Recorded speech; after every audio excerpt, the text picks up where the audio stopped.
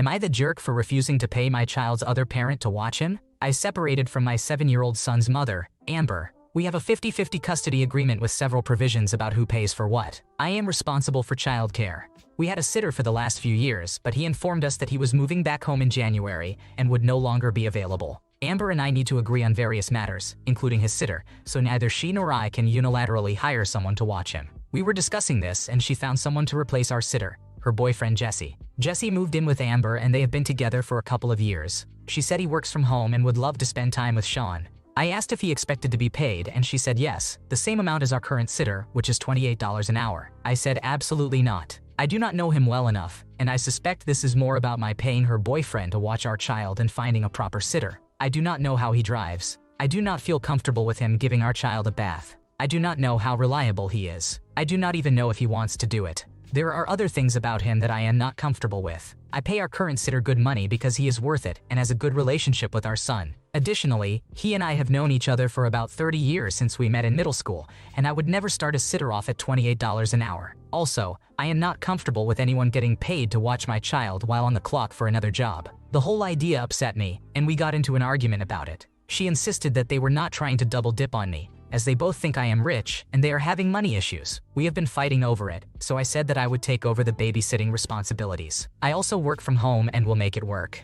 She said she did not want me in her house and accused me of trying to save money. I said no, this is about her trying to make money off watching our child. I told her I would not discuss this until November because it got heated, and we still have a sitter for another 4 months. Just yesterday, she asked if I would be open to a compromise of her being the sitter on days or times when I have Sean but need a sitter. I asked if she expected me to pay her and she said yes. I told her no and that she has to drop the ambition of getting paid to watch her own child. She said she could take unpaid time off work, which is why she was suggesting it.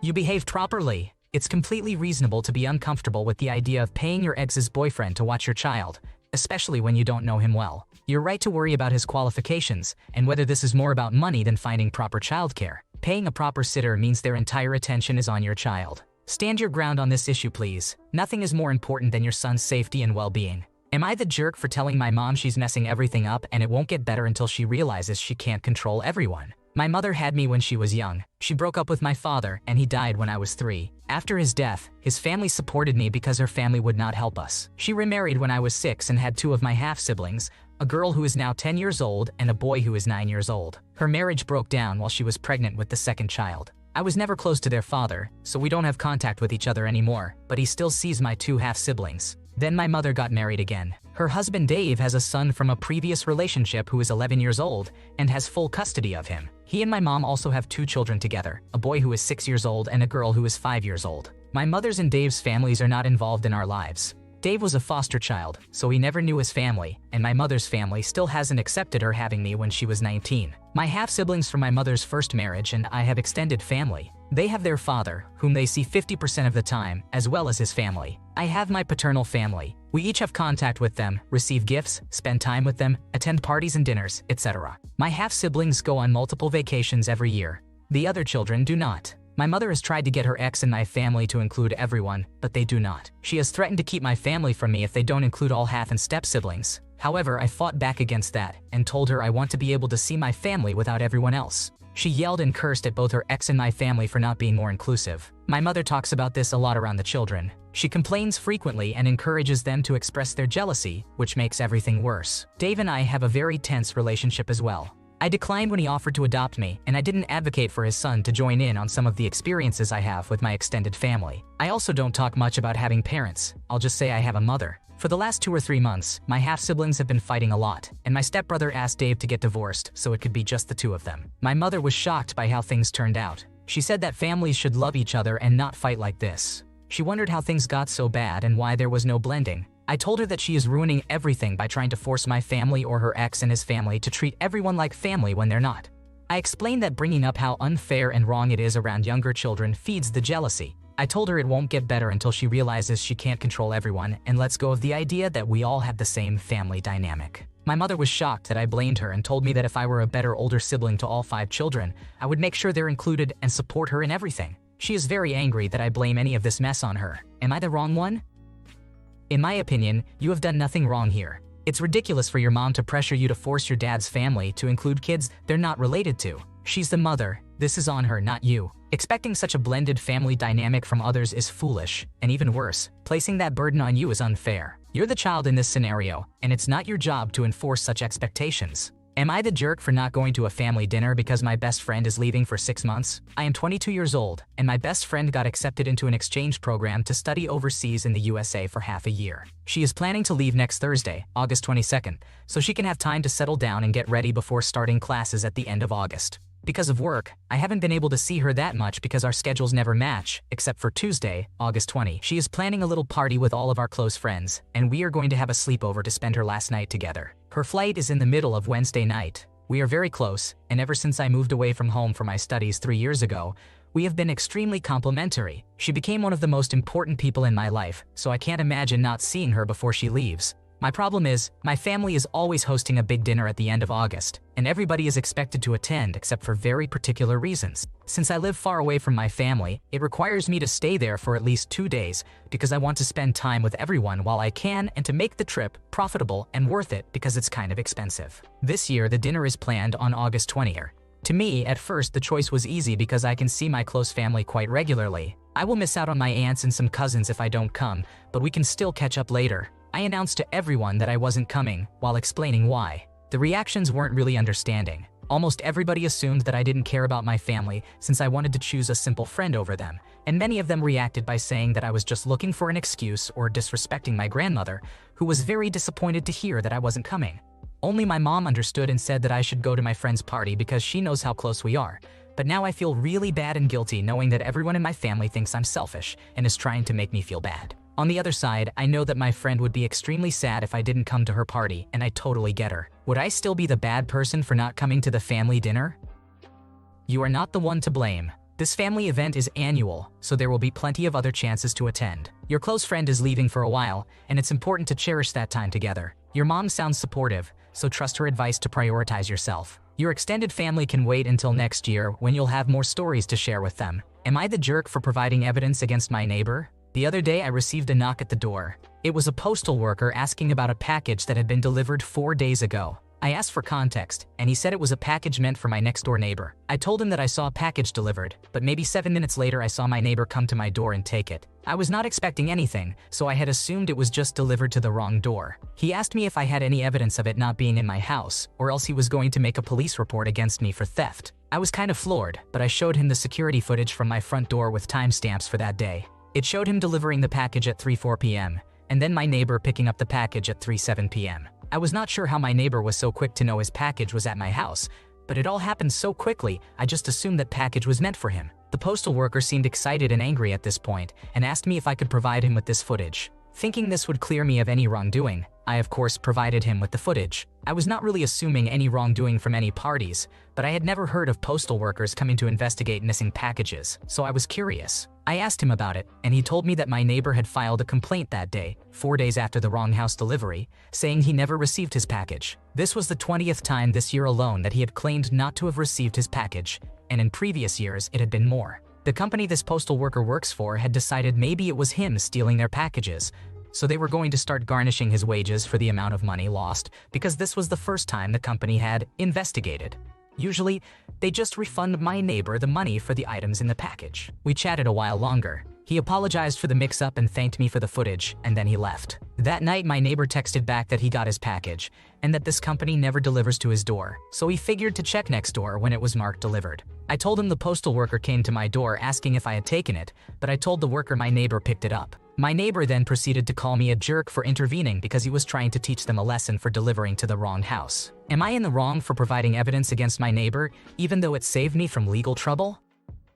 You did nothing improper. He is using your address to commit crimes, and it is only right to clear your name. Not helping your neighbor steal, especially at the expense of yourself or some poor postal worker, is totally justified. Siding with the postal service on this one, it's clear where the responsibility lies. The neighbor can seriously F off. Am I the jerk for kicking my sibling's partner out of my vacation home? My husband Kai and I own a vacation home on Lake Michigan.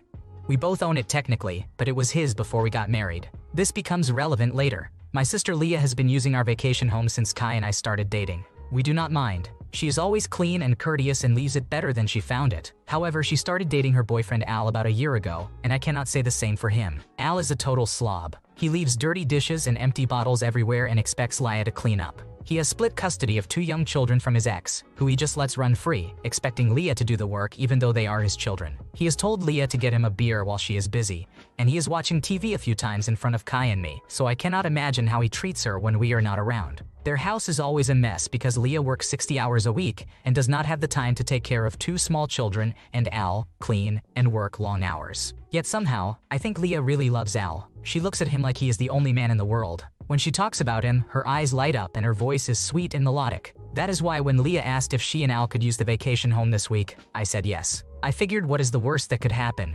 Plus, Kai and I already planned on going 3 days after them, so we would overlap. When Kai and I got there, the vacation house was a pigsty. It smelled like rotting food. There was a mountain of dirty dishes in the sink. The floor was sticky, and there were drawings on the walls with crayons. We got to the living room, where Leah was scrambling to pick up toys, and Al was drinking a beer in a rocking chair. I immediately snatched the beer from his hand and asked him why he was not cleaning the mess he made. He asked why I assumed it was him and not Leah. I said it is because I am not an idiot. He just chuckled and said Leah was doing the cleaning, and there did not need to be 2 people cleaning. His nonchalance really ticked me off, so I told him he and his children had an hour to pack up their things and leave before I called the cops. Al looked at Kai, and Kai was like, "What are you looking at me for? Go pack." At this point, Leah was really upset with me. She said they were looking forward to unwinding, and I walked in and ruined it in 5 minutes, not even considering other resolutions to conflict. She also said I had no claim to the house since I did not buy it myself. I told her there is no conflict. Al is deadweight, and that is that. As for the house, Kai owns it and he was with me. She said if Al was leaving, she was leaving too. That night, I got a call from my mom asking why I kicked Leah out. I told her I kicked Al out and Leah followed. My mom told me I need to be more accepting of new members of the family and that not everyone has the same living style as me. Now she is mad, and Leah will not talk to me. Was I the antagonist in this situation? It's clear that Al is an asshole, and your mom doesn't have the full picture of him like you do. Just keep calling out Al's behavior as unacceptable without attacking your sister's choices. Point out his laziness and entitlement, like not cleaning up after himself or acting like he's the master of the house. Maybe suggest your mom host Al and his kids for a couple of weeks to see how she feels about his behavior firsthand. Am I the jerk for telling my coworker that I didn't enjoy my pregnancy? A new coworker started 3 months ago. Let's call her Linda. She seems pretty nice, which is why I'm really not sure about all this. At my work, we have a tradition where once a new employee successfully completes their probation, we go out for a team lunch. Nothing fancy, but something nice to celebrate. Linda passed her probation, so we went out for lunch. As we were eating, we all got to talking, and the topic of the magic of pregnancy childbirth came up. Everyone was sharing sweet moments from their pregnancy. I enthusiastically joined in, but didn't share any of my own. I think Linda noticed because she specifically turned to me and said, "Linda, you had twins, didn't you? That must have been a wonderful experience." I smiled and said something along the lines of how I wished my pregnancy and birth had been as positive an experience as theirs had been. To be clear, it was not said sarcastically at all. The truth is, I hated every moment of being pregnant. I could write a long list of all the magical symptoms I had, but I'll just give you the highlights. I had horrific, vivid nightmares. I suffered from hyperemesis gravidarum, severe morning sickness. I experienced debilitating migraines. I had a metallic taste in my mouth. Then there was the birth. Honestly, I feel like anything that could go wrong, but not be life-threatening, did go wrong. Worst of all, due to some of the complications, I ended up being kept in the hospital for a while, so I missed the first few days with my daughters. It's safe to say I hated every moment of being pregnant and every moment of labor. It was not a magical experience by any stretch of the imagination. I didn't say any of this to Linda. I just responded as I mentioned. After my reply, Linda started getting short with me. Later, I asked her privately what was going on. She snapped and told me what I said was insensitive and undermined their experiences, and told me I was a jerk for it. Since then, she's sort of cooled off and is less hostile, or at least less openly hostile. Last week, she invited all the women in the team to a ladies' night. Everyone but me. Now, I don't mind so much since ladies' nights are not really my thing, but the fact that she pointedly excluded me has made things awkward. I feel like I need to do something. I'm not really in the mood for drama. I have enough of that in my life right now. I don't need more, so I haven't confronted her about it yet. As I said, she is otherwise a really nice person. Normally pretty friendly and easygoing. I'm left wondering if I really was a jerk. Was what I said insensitive? Did it undermine their experience? Before I ask her about it, I could use some perspective because I honestly just don't know. Am I the antagonist? Linda is playing the mean girl, and you are her first target. She has shown that she's very petty by excluding you from a ladies' night event. You are not the jerk. Everyone experiences things differently, and that's okay. Perhaps she is struggling with something that's made her sensitive to the subject, but good luck and be cautious when working on any projects with her. Thanks for watching. When you subscribe, make sure to hit the bell to turn on notifications so you never miss a video. To finish listening to all the stories, check out the playlist in the description.